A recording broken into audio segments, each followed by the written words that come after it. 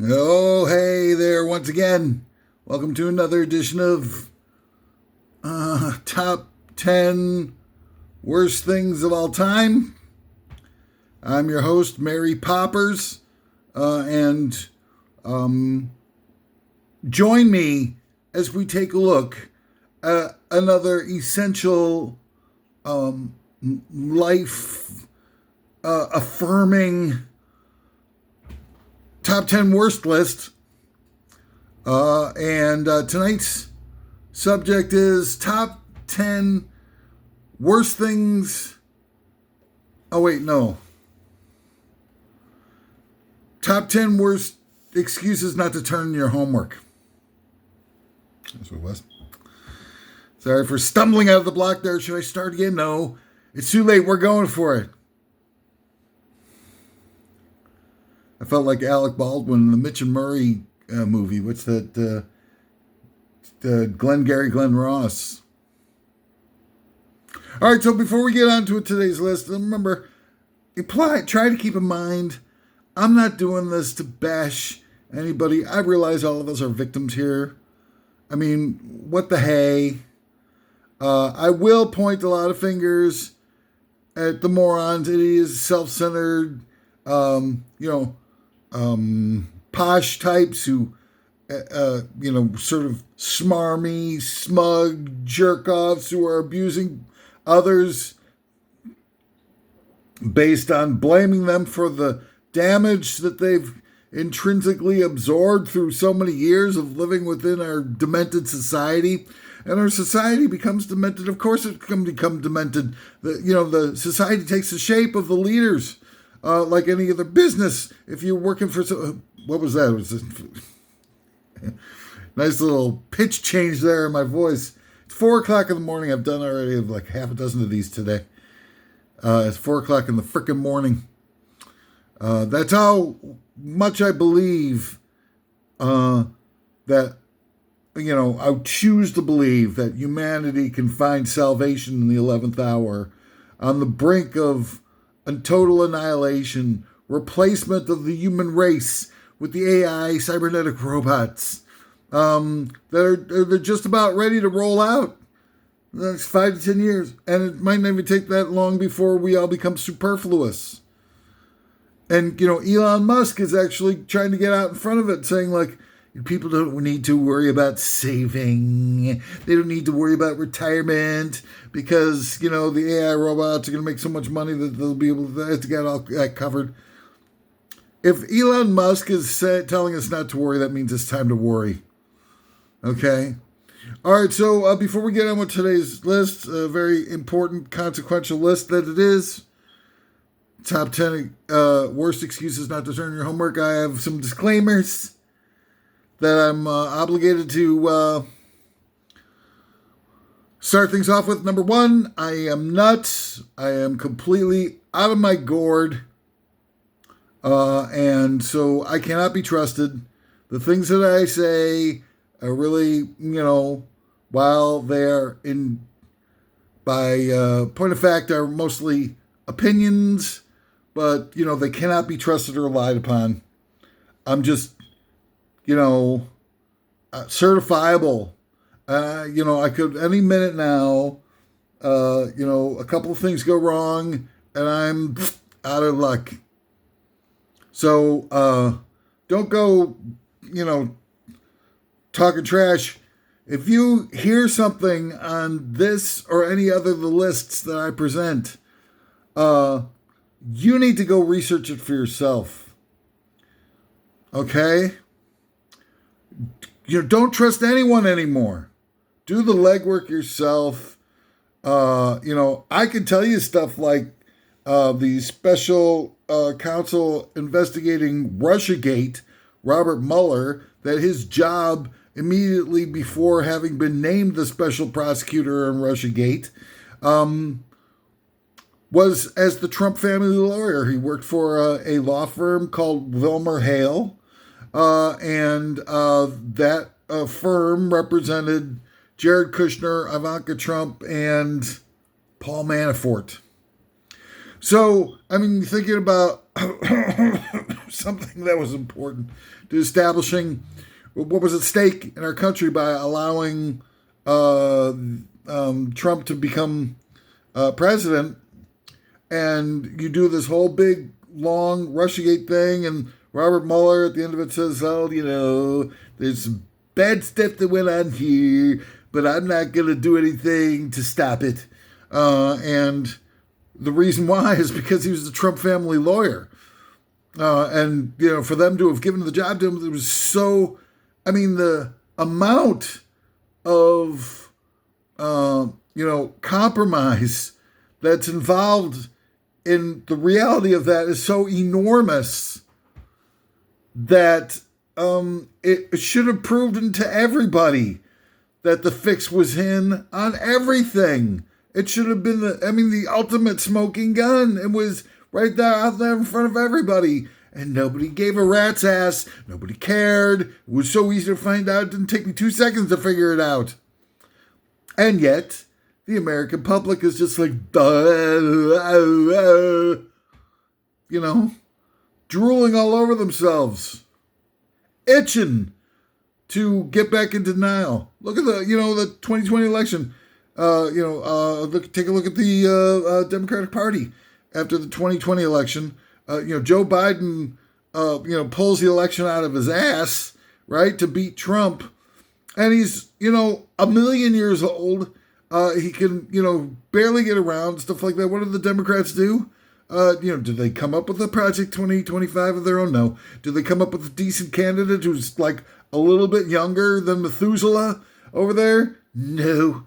Do they do anything to, put a grassroots movement together to try to fight against the gigantic money of the billionaires and the influence that they were accumulating to subvert elections, to subvert the electoral process by canceling out the endorsements of various different editorial boards that wanted to endorse Kamala, but the rich people who bought out all the media wouldn't let them? No, they did nothing. Did they go about the extremely critical objective to put together a distribution network that could provide a different outlet besides the media that was controlled by gigantic corporations, so that they could get something that wasn't influenced by the mega rich billionaires, so that they could get some semblance of objective truth into the world? No, what they did is they took a 4-year-long nap and just completely tuned out, and then and then their candidate falls asleep in the middle of a frickin' presidential debate, and they're all like, "Oh my God, what have we done?" At day one, you should have been working your asses off. All those people who are wiping their brow that Trump didn't get reelected in 2020 absolutely just laid down on the job. In the meantime, the right-wingers just wanted it more. The ultra-right, ruling elite, aristocracy, whatever you want to call them, they just wanted it more, and they beat your ass time and time again. You blame them, the billionaires. Yes, they've got all the resources. Yes, they've got control of all media and distribution of ideas on a mass level scale, are all owned by ultra-right corporations. And yes, they've got the ability to be able to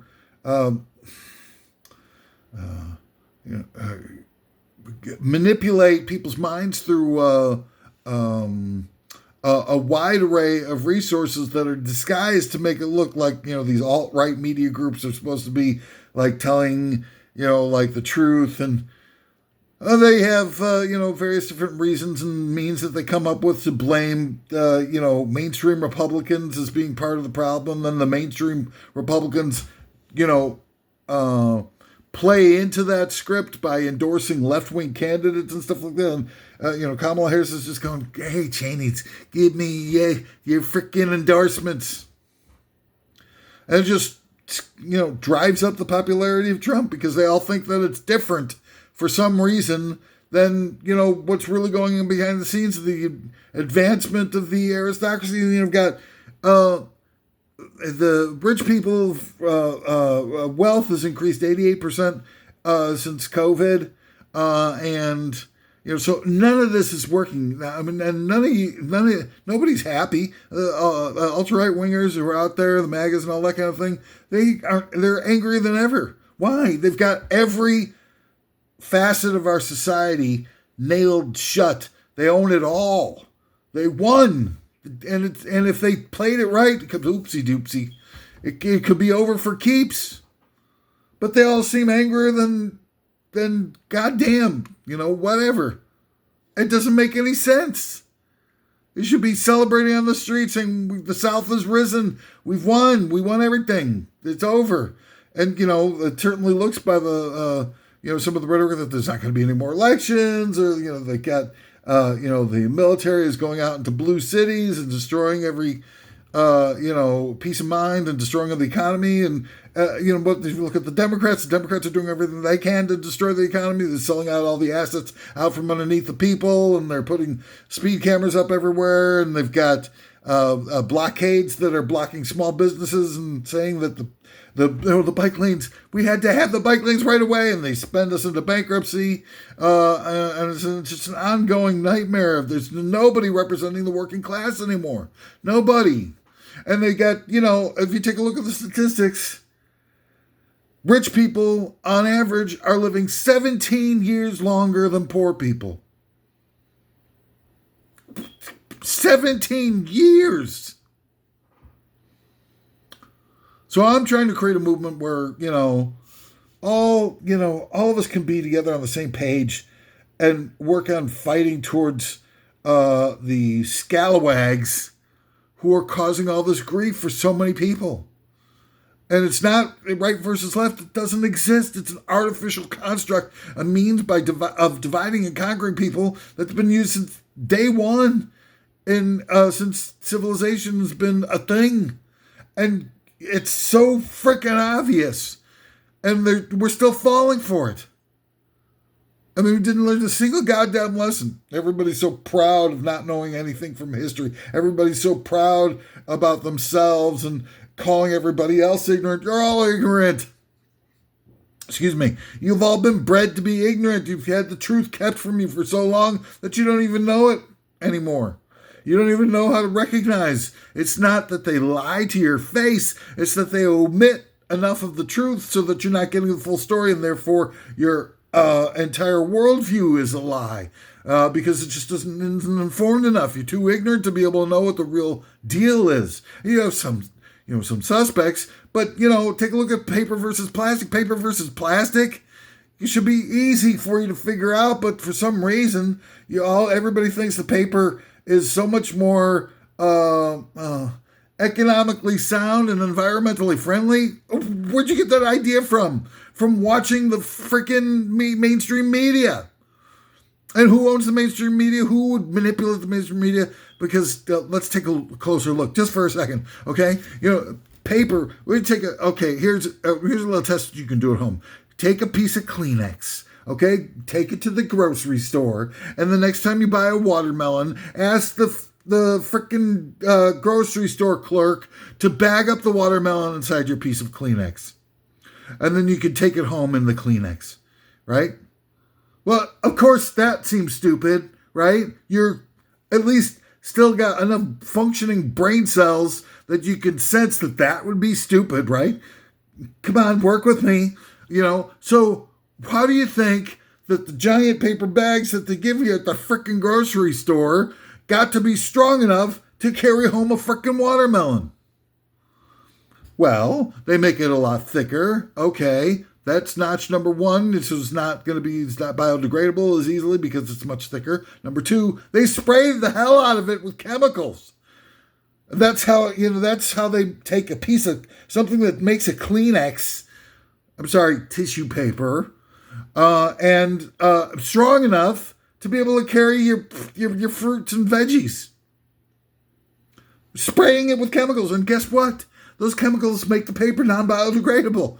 It takes almost as long for a paper bag with all the chemicals sprayed on it and all the thickness and everything like that to biodegrade as a plastic bag.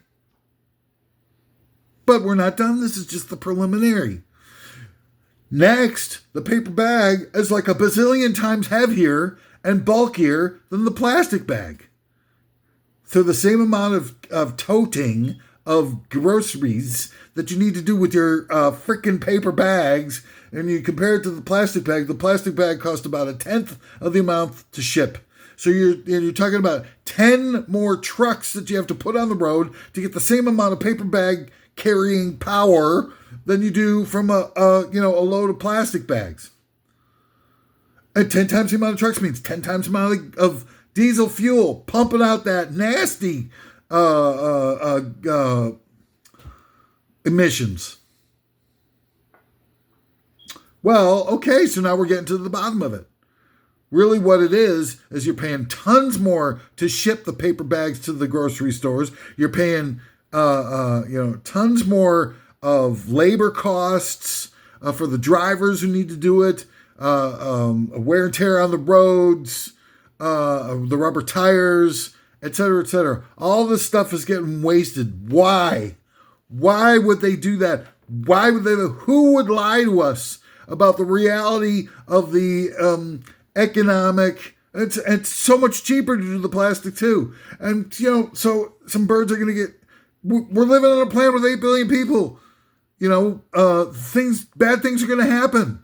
We have a society that's driven by, a compulsion has been driven into us to hate science, to think that science is bad in every aspect of it, everything like that. So nobody even believes anything we can do can save the climate, or and then those things that we're told that we could do are being negated by having been conditioned about things like paper being better than plastic. Paper is not better than plastic. I'm here to tell you. At the end of the day, it's the money that you save and the carbon emissions that you save by using a plastic bag that costs 1/10 of the space and fuel and hardware to ship. It's going to save you. It's going to save the environment tons of damage. And they're not telling you the truth. Why? Who is it? Who could possibly be profiting off of oil and paper products? Who could possibly? Wow, Koch brothers. Who could possibly be doing something, Koch brothers, that would combine those two Koch brothers particular resources to make profit, Koch brothers, off of that? It's a damn shame, they condition you so that you don't even question it. They sneak it in, and all of a sudden you're doing things that have nothing to do with it. They tell you on the, I don't know, I guess maybe NPR or something like that, who's infusing us with these messages. I don't know, but there's certainly like this massive amount of people who think they're doing something for the environment when they're not. They're not. It's ignorance. Again, they just don't even know what's happening. And these same people, a lot of the same people will be like, hey, I got, my cat and my dog and so on and so forth. Pets are wonderful, lovely, and members of the family and so on and so forth. When they're taking tons of plastic bags, non-biodegradable kitty litter infused with turds that are getting piled onto the ton after ton after ton into the landfills. And who knows what happens to that stuff? One of these kitty litter things, get a bag, that thick plastic bags that everybody uses to make sure they don't get any Duke on their fingers and stuff when they're picking up their dog's waste materials. Think about all the leavings I think is the polite term for that. And wrapping them in plastic and tossing them away. And these are usually the same people who are complaining about how great they are proclaiming how great they are for choosing paper over plastic. Again, lies upon lies, denial, and then blaming everybody else for being ignorant.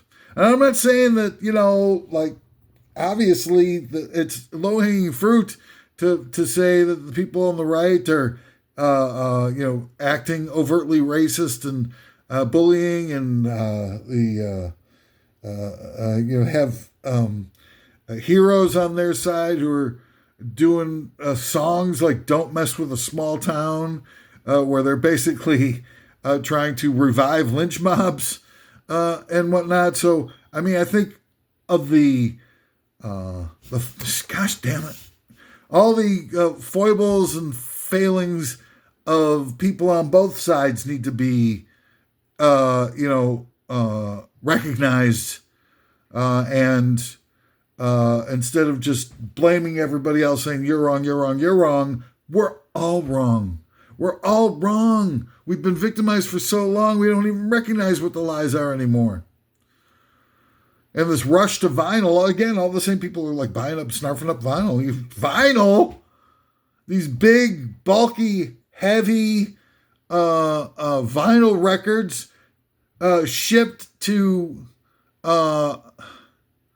box stores and wherever, or small mom and pop record stores that are shipping these heavy boxes of vinyl made out of oily sludge.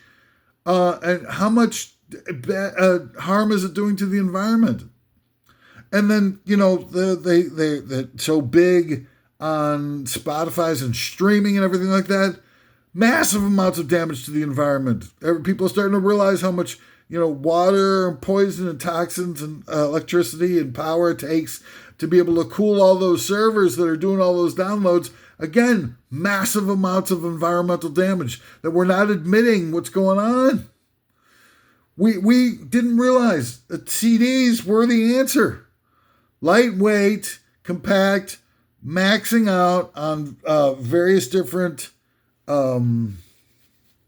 releases, and who knows, maybe technology could have even improved the size capacity of these things over time. We'll never know. We'll never know. But that was the most environmentally friendly thing that we had. If we want to have music in our lives, and instead we turned to vinyl. It's just because, the sound of vinyl is so much better. You don't deserve that difference. And most of you people won't even know the difference. But God damn it, you certainly don't deserve it. In this world, it's teetering on the brink of the collapse of the human race.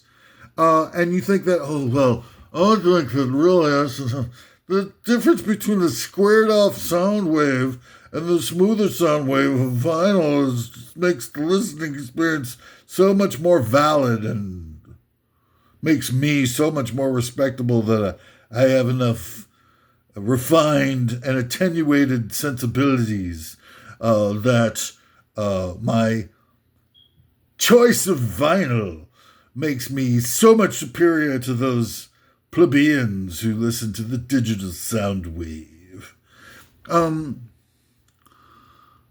Cut it out, man. Get with the program. The world is dying under the burden of 8 billion people, number one. Number two, here comes the AI robots, man. Any minute now. Have you seen the robotic dogs, the attack dogs that they got already? They've been showing little clips of. It's seriously messed up what they're going to unleash on us. And then, at some point soon, that's just going to be like 40% of the administrative jobs and stuff that they're predicting over the next few years.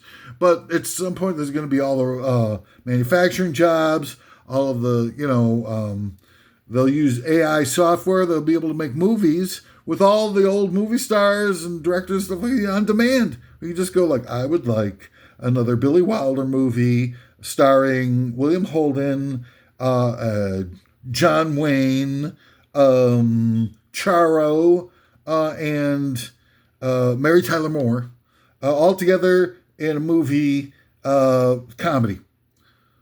And enter. And the AI will produce you a brand new movie from scratch with all those people in it. Now, it's going to take a while before it becomes like really compelling, but you don't know. You don't know the difference. Your sensibilities are so dulled down. Your emotions are so vacuous and infantile. Your intelligence is minimal at best on average. And so you'll be able to watch. I mean, hell, Transformers is a giant, big jugged hit, And if people are making Transformers a movie about outer space robots from another galaxy who can only turn into one of two things, either a battling animated robot or a 1980s muscle car. And you're like, oh yeah, let's plunk down a bunch of money for that. Whew! So, I mean, they'll be able to make movies on demand, brand new movies from scratch with all your favorite stars, ad infinitum. I want to see a film noir starring Matthew McConaughey and Audrey Hepburn. And people be like, oh, I'm fine with that. Forget about it. And then that'll be the end of that union and all the actors. And you won't need to have any actors anymore in TV shows and media. I'll be able to do it on demand with computers. And we paid for it every time we went out to see a CGI movie. They would have had it eventually, but we certainly escalated the process by paying for it. They figured out a way to get us to pay for our own indoctrination over and over and over again. You'd be like, oh yeah, thumbs up. And it's just and music is already, the music software, the AI software is already there. They're already doing it. Most of the music that we hear now has some level of computer influence, if not 100% computer based. And the corporations came in and bought out, tons and tons of publishing from some of the biggest stars of all time. So corporations own a ton of music made by the biggest stars already, all the publishing. They can use all of that to feed into their AI software and pick out riffs, and nobody can ever sue them for plagiarism again. They can just add infinitum again. Music on demand, where you say, look, I'd like to have a band made up of Elton John on keyboards, John Bonham on drums, Alan Holdsworth on guitar, and John Coltrane on sax, with the lead singer of Geddy Lee. And they'll just do it in 2 seconds. They'll have a whole album for you. You're like, oh, make it more science fiction-y. Make it less proggy and more pop. And you'd be like, oh, tweak, tweak, tweak. Spit it out and you're all done. And that's going to be culture. So there won't be any need for human beings anymore. Isn't that fun? Anyway, so what was I even doing here? I don't even know. I got such half an hour tangent. So I was going to make this one shorter anyway. Top 10 worst excuses not to turn in your homework. Number 10, the White House claimed executive privilege and wouldn't let you release it. Of course, that makes sense. Okay, number 9, you sold it to Universal as a script to an upcoming sequel to Mariah Carey's 2001 tour de force, Glitter. Glitter 2. Doesn't that sound like intriguing? And you certainly, you've already dumbed down on the performance side, the acting side, the scripting side, and everything like that is already so dumbed down that an AI computer could do 10 times the job in 2 seconds and wouldn't even know the difference. You're thinking, wow, that's better without the human being component. Number 8, the Wizard of Oz used it as a pretend diploma to trick the Scarecrow into thinking he had a brain. Number 7 on the top 10 worst excuses not to turn in your homework. Number 7, Rupert Murdoch bought it and converted it into an exploitative tabloid newspaper. That must have been some homework. Number 6, the FBI confiscated your homework as part of its new warrantless recycling program. Finally, they'll do something beneficial for humanity and society at large. Fabulous. Number 5 of the top 10 worst excuses not to turn in your homework. You don't have to turn it in because you become one of the 33% of kids in America that drop out of high school. Congratulations, Junior. You're going in the volunteer army. All right, next, number 4. You were detained as a person of interest and sent to Guantanamo, where you were aggressively waterboarded and interrogated by a man named Turk, which turned you into a vegetable. Oh, damn. That's the same. That's one of the new. I got to admit, I plagiarized that from one of the new community chest cards in the modern day Monopoly game. You think they'll be improving the Monopoly game to make it a little bit more realistic? Because in the Monopoly game, even though they've got only 4 players and they're collecting all the resources and everything like that, maybe they could have. I think they should have all the spaces except one be the go to jail. And the one space that's not a go to jail space on the Monopoly board, it's the jail. And there's no go, there's no nothing. You just roll the dice. No matter what you roll, you land and go to jail, and then you go to jail. And that's the end of the game. The last person to go to jail, maybe. And that's, I think it would be more fun, certainly easier, and wouldn't take that, oh my God, I got to focus for how many hours do I got to focus on this thing, this Monopoly thing that's driving me nuts. Nuts! And for most of you, it wouldn't be a long drive. Number 3 of the top 10 reasons not to turn in your homework. You traded it for 3 magic beans and a hot water Hummer from a desperate Rob Schneider. Rob Schneider. I've always wondered, again, this speaks to how many different angles they've approached us with the indoctrination, the dumbing us down, the confining our thoughts into very stoic and rigid, uncompromising ways so that nobody can even think of how they might begin to color outside the lines. And the 3 magic beans comes from Jack and the Beanstalk, of course. And they toss the beans out the window, and all of a sudden a giant beanstalk grows. And, if you look, depending on which version of it that you're looking at, I think the traditional version, Jack climbs up the beanstalk, he goes, he finds the lady and the giant living there, and the lady gives him something to eat, treats Jack real nice, and Jack returns the favor by stealing the harp and the golden goose and all that kind of stuff, steals from behind the lady's back. The giant, blustery, talks to, pretty scary, but never really actually does anything to Jack. Jack steals all this stuff and then cuts down the beanstalk, and they die. The giant and the lady die.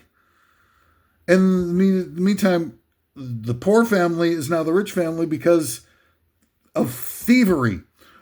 And so the lesson really should be that how evil the trappings of materialistic wealth can be, and how Jack is the villain, as he's the beneficiary of the thievery, and that's the nature of the oligarchy. It's those who have no morals inside or are willing to compromise their morals in order to be able to get ahead in a materialistic way, and then they become evil. They become the embodiment of evil. That's the lesson we should get from Jack and the Beanstalk. Because the whole time, the family's starving, they get the 3 beans, they trade the cow for 3 beans, and they grow this giant beanstalk. Never, ever in the freaking fairy tale does any one of them say, this is the giant beans, we can harvest the beans from this giant beanstalk, and we can feed the goddamn frickin' world with these giant frickin' beans forever, and then we can replant the beans and grow more of these giant stalks. Nobody will ever be, hungry again. It's just I think they're probably soybeans, because they don't look like string beans. So soybeans, it doesn't seem like these would be string beans somehow. So if they're soybeans, they got all the protein they want, everything like that. They make tofu and all kinds of great stuff. No, nobody would ever be hungry again. In other words, the Jack family could have put a legitimate business together with these frickin' harvesting these frickin' giant beans. The world would be fed. They would be rich. Everybody would be happy. And that never gets broached in any of the versions of the stuff. They just go straight into Jack stealing from the giant and made to be look heroic. And they kill the lady, especially. The lady is really kind to Jack and gives him food every time he shows up. He says, "Oh, I'm starving. And she feeds him, and then he goes into the side room and steals the good stuff and runs off. And he does it 2 or 3 times to the lady. And she's like, whatever. Treats him nice. And then he kills her. And we're made to think that Jack is the hero. Jack is not the hero in Jack and the Beanstalk. He's the villain. The giant and the lady are minding their own business. They're probably a retired couple. They're living off the golden goose is probably their version of a 401k. Frickin' Jack and the Beanstalk. And they chop down the beanstalk on top of it, and kill off the ability that people had to be able to never be hungry again. They destroyed the source that could have ended hunger by killing off the beanstalk. And we're just like, oh yeah, Jack's awesome, man. Awesome.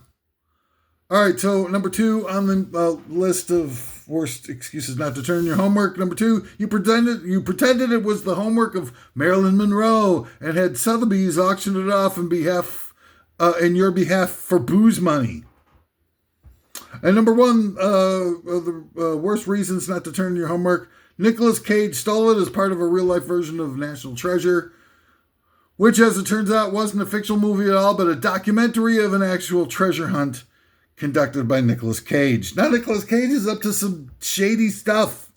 You know, they had that picture going back, I don't know, about 10 years, of a picture of Nicolas Cage from 250 years ago. And he's looking all like a giant Nicolas Cage vampire. And he's like, I'm Nicolas Cage. And it was like this old ancient picture of people like looking at it like, going like, what the hell's going on? And then it all of a sudden just disappeared off the face of the earth. Like it wasn't a thing anymore. Because people are getting too close to Nicolas Cage is an immortal vampire. Now, it shouldn't be a surprise. I saw the movie where Nicolas Cage plays a vampire. It was bone chilling. I mean, the guy was like, you know, you really believe this guy is really, something's going on here. This isn't just like just another acting role or whatever. And well, anyway, that's all the time we've got for. It was an extra credit one. You ran out of rolling papers and you smoked. See, that's dumb. I should have left it go for what it was. I never needed the extra one. Anyway, it's been a real pleasure. Gosh, you know how quickly the time flies when we're together. You know. So, anyways, my outro. I've got my basic little spiel, everything like that. Everything I've said here is just opinions. You know, not of my own, but bestowed upon me by Almighty God. Or whatever, you know, semi-intelligent power that created the universe. The lattice of coincidence, serendipity, whatever it is. I don't know. You know, I'm not omniscient. Whatever. It might seem like it when I'm pontificating about all these various different types of things. The only reason for that is I spend all my time alone plotting my revenge against the evildoers that have ruined our world. And I just reflect, you know, contemplate my navel. I got a ginormous stomach, so when I'm contemplating my navel, it's taking on a lot. It's a big responsibility. It's a big navel. I'm simply channeling these things. The universe just won't leave me alone. I just wanted some peace of mind, and I'm sitting around doing nothing, and all of a sudden I'm like, oh my God, rich people are living 17 years longer than poor people. And I can't get out of my mind. I need to share it. I need to warn people about the inequities in this world and what we need to do to be able to stop it, solve it, and reclaim or claim for the first time our birthright as human beings. Does not matter to you? Do you don't care? Do you really just want to be victimized and walking around like going, I'll take the paper bag? We're freaking moron. Oh, I need the vinyl record because I need the better fidelity when I'm listening down to Sade. What a joke. And I'll be like, oh, okay, it doesn't matter that it costs, 10 times as much fuel and gas to transport a vinyl record than it does for a CD. I need the better fidelity. I deserve the better fidelity. Look at me. I'm a freaking passionate freaking hipster. I need Joni Mitchell's Blue album to be absolute total perfection. I deserve it. You deserve nothing. But I guarantee that my life sucks and it's full of betrayal, enormous amounts of physical pain, loneliness, regrets, unrequited feelings, and total lack of reliable relationships, death threats, irrational behavior, thievery, slashed tires. I've had easily 30 slashed tires in my life because I spent a lot of time trying to, fight against the power. And it caused a lot of resentment with people. I was booking shows, I was doing things, I was creating artwork, doing a local radio show, local television show, blah, blah, blah. Came into contact with a lot of people, and a lot of people felt like they got their toe stepped on, even though I tried to do a fair deal. I never took anything off the top. I gave people gigs and shows and opportunities to be able to talk about themselves and what they're doing and their activities, to be able to bring, a little bit more of an emotive character to our cultural morass, but just weren't having it. They just wanted more, or they disregarded. They never wanted to reciprocate or anything like that, and just became just total nightmare. And hit and runs. I've had 4 hit and runs on my car while it was parked.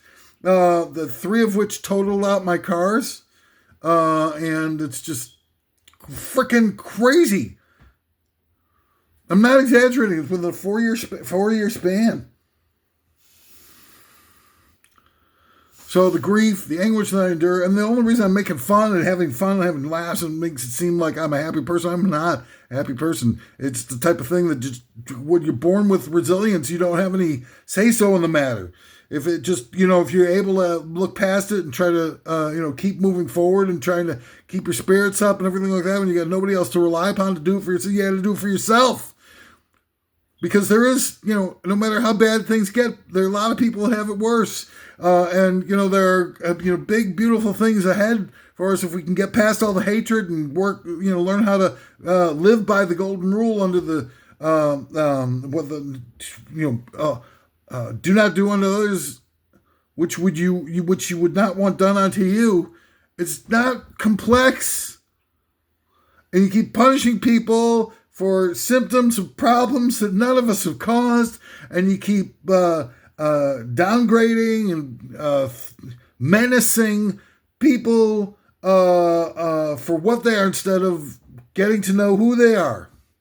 It's a real goddamn shame that you feel like it's a good way to live, and that that so many people rely on that. You just don't you want any equity in the world? Don't you want happiness? Don't you want to find out what you're made of by laying it all on the line and just not having to find scapegoats for the problems in your life, for the problems of the world, and just sort of liberate yourself within that so that you can go out there and have some objective truth? Because in the absence of objective truth, you can't have free will, and free will is the greatest gift that humanity has. But if you are immersed in a world of lies like we are now, what good is the illusion of free will? Because if you're choosing between a bunch of lies and all that you know is a bunch of like falsehoods and living in a fantasy world, how can you make real decisions that are actual free will? It's like vegetarian hot dogs, right? Where, it looks like a hot dog, it eats like a hot dog, but it doesn't taste like a hot dog, and it's not a hot dog, that most people become accustomed to. It's a tofu hunk of meat substitute shaped like a hot dog. And if you do it right and they make it right, it can be delicious. But it's not like what we've labeled as a hot dog.